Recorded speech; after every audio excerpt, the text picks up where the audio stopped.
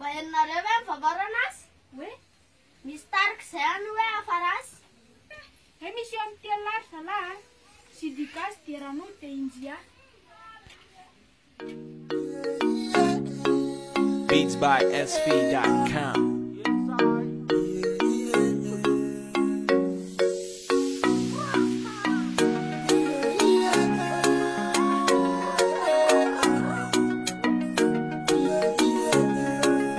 Beats by SV.com. Atawaona mchane buna nao, atawaona mchala yelo, makane mena chani la nao, tena mchala na molawi chamba. Atawaona mchane buna nao, atawaona mchala yelo, makane mena chani la nao. Beats by SV.com. Taona nivitra tao efa hitako malaza izy amizao. Nanao lalaotra retelina ho fifanampiana ny confinement. Mbola mitonga ele lalao teo e. Fa andanareo ny pejiny zareo. Fangamorana ohatrany a Marsay. Sa efa tonga eto moa izy zay? Anisy fandraindray makaty. Afa meona amin'ireo mpakafy. Indrindra kalaza amin'ny faha-elo taona.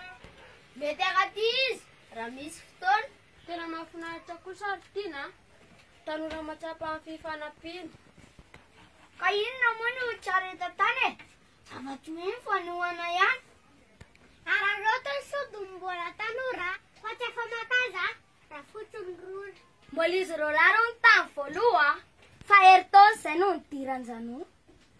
Afatra ho amin'ny mpakafy afarasy na eto an-toerana na ny any an-dafy. Raha mila fifandraisana bebe kokoa.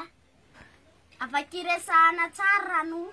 Raha misy ihany koa mibaliana amin'izany midira amin'ny pejy afarasy ofisialy.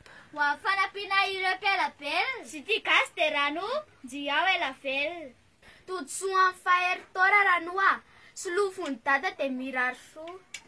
Ndreny zahay izy malagasy mirary soa nareo afarasy. Mchane buna nao, atawaona mchala yelo, makane mena chani la nao, tena mchala na molawi chamba. Atawaona mchane buna nao, atawaona mchala yelo, makane mena chani la nao. Beats by SV.com.